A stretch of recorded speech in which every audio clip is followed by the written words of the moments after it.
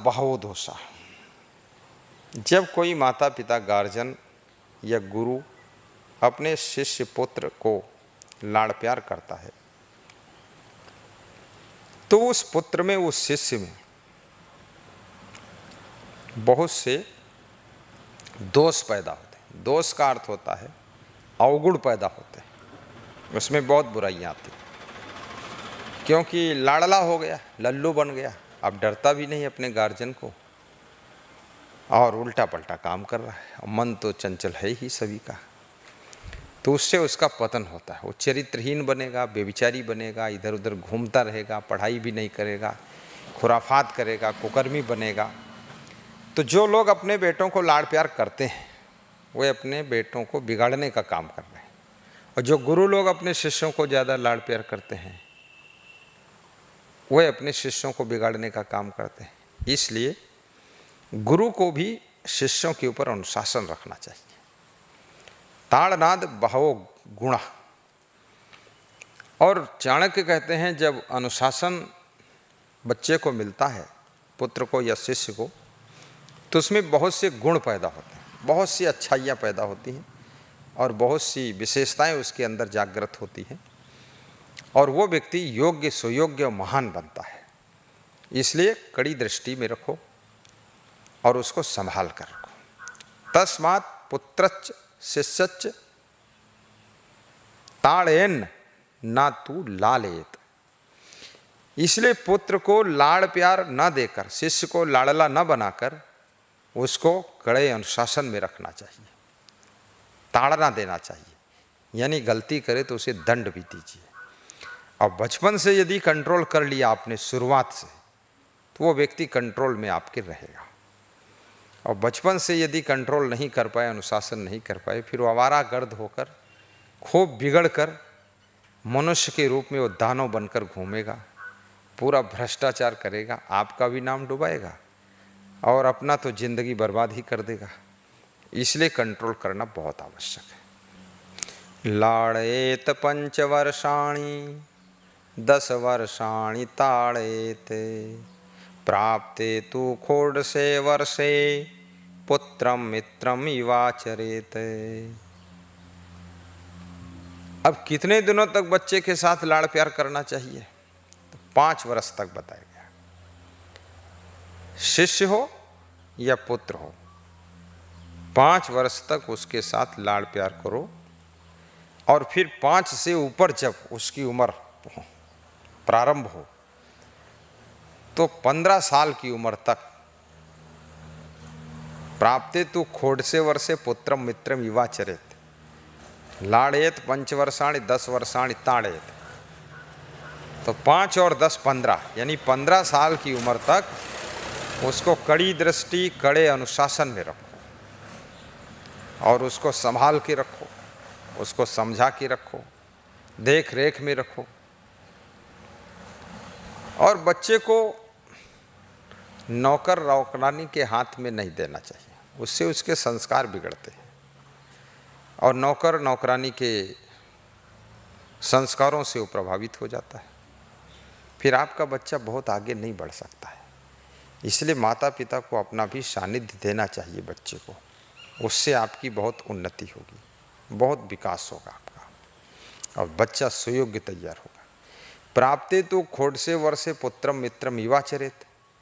और जब 16 वर्ष का बालक हो जाए तो उसे फिर पुत्र ना समझो, वो पुत्र के रूप में एक मित्र आपका है। और फिर उसके साथ सलाह भी कीजिए, योजनाएं बनाइए और हिल मिल करके मित्र जैसे उसके साथ में रहिए। तो वो जो है आपकी सहायता भी करेगा और आपका नाम रोशन भी करेगा।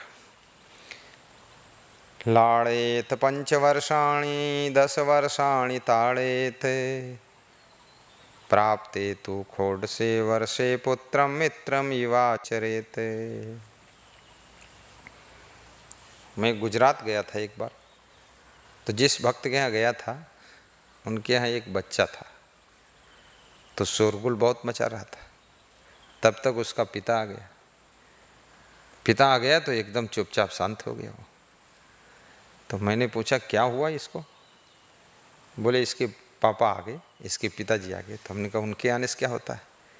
बोले उनका अनुशासन बहुत मानता है, उनको डरता भी है।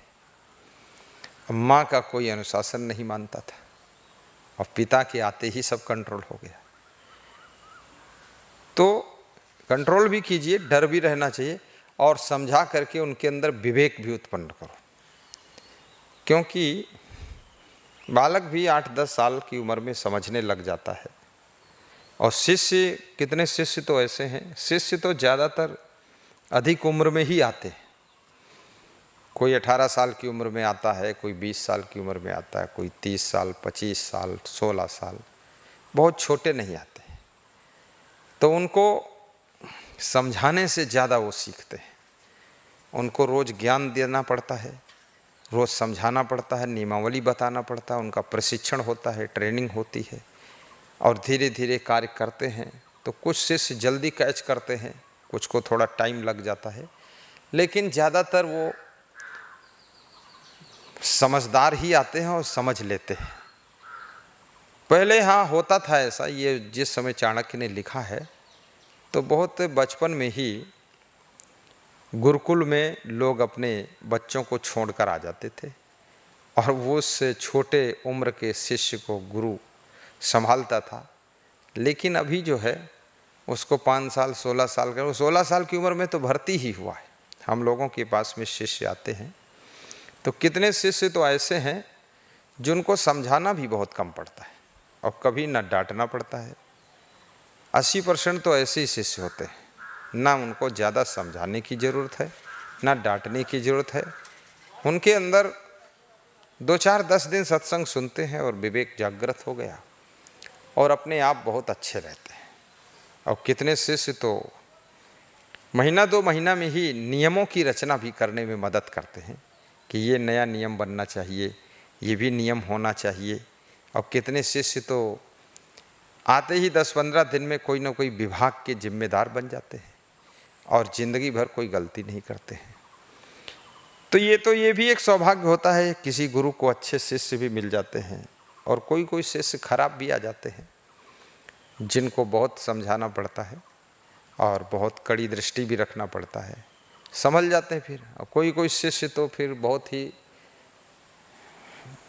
कुसंस्कारी स्वभाव का है, वो समझाने से भी नहीं सुधरता है और कड़ी दृष्टि से भी नहीं सुधरता है, फिर उसको निकालना ही पड़ जाता है, हटाना पड़ जाता है। गलत व्यक्ति को ना हटाने से और ज़्यादा डिस्टर्ब करता है।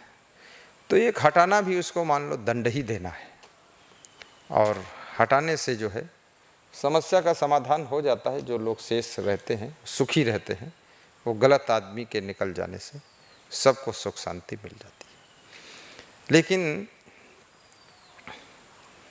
मनुष्य को कितना ही समझाया जाए, कितना ही कड़ी दृष्टि रखी जाए, यदि उसका विवेक स्वयं का जागृत नहीं हुआ है तो किसी भी उम्र में, किसी भी टाइम में, किसी भी वक्त में वो बिगड़ जाएगा, गलतियां बहुत करेगा, पूरा भ्रष्ट होकर के गड़बड़ मचाएगा और उसकी आदतों का कोई ठिकाना नहीं, क्या क्या कुकर्म कर डालेगा। इसलिए ऐसा नहीं कि मनुष्य को बचपन में ही संभालना है, इसको जवानी में भी संभालना पड़ता है, बुढ़ापे में भी संभालना पड़ता है। कितने लोग बूढ़े हैं ताश खेल रहे हैं बैठकर, 60 साल के हैं जुआ खेल रहे हैं, कितने लोग 80 साल के हैं अब विवाह ढूंढ रहे हैं अपना, और कितने लोग जो है सब बीड़ी सिगरेट गांजा चरस तम्बाकू खा पी रहे हैं और सीख रहे हैं और कुछ नशा ढूंढ रहे हैं और उम्र हो गई 70-80 साल की। बुढ़ापे में ही पतन होता जा रहा है और गड़बड़ेशन सब चालू है। तो मनुष्य किसी भी उम्र में बिगड़ सकता है। तो हमेशा के लिए फिर सत्संग एक ऐसी चीज़ है जो मनुष्य को बाल्यावस्था में, युवावस्था में और वृद्धावस्था में प्रवचन सुनना चाहिए। उससे जो है अपना मन बिगड़ने से बच जाता है और काफ़ी अपना सुधार हो जाता है और हम अच्छे बन जाते हैं, बुराइयों से बच जाते हैं, हमारा जीवन भी धन्य होता है और दूसरों को भी सुख शांति मिलती है।